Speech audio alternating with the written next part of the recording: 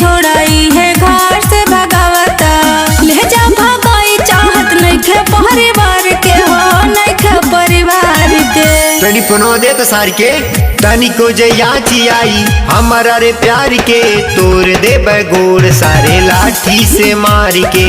तनी को जयाची आई हमारा रे प्यार के, तोड़ दे गोड़ सारे लाठी से मार के।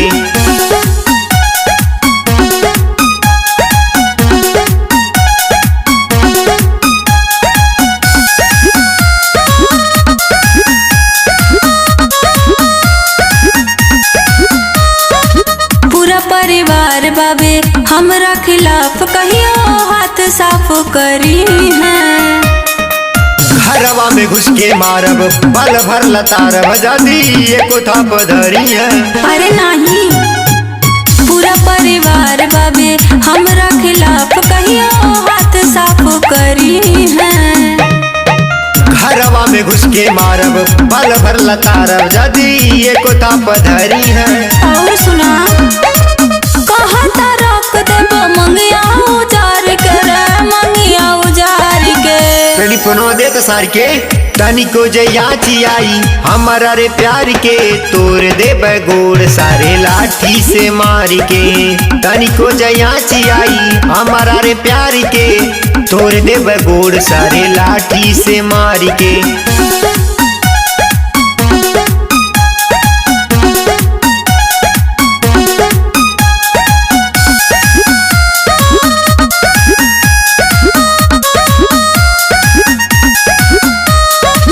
लागे हमके डर सूरज छोड़ी द घर, मारे देह बिन बिया है।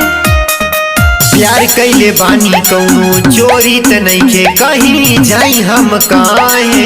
लेकिन बुझा लागे हमके डर सूरज छोड़ी द घर, मारे देह बिन बिया है।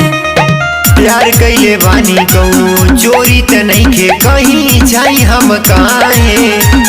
सुना अलग दीपांशु तनी राहा बचाई के हो, राहा बचाई के। टेलीफोनो देत सार के तनी को जयाची आई हमारा रे प्यार के, तोड़ दे गोड़ सारे लाठी से मार के।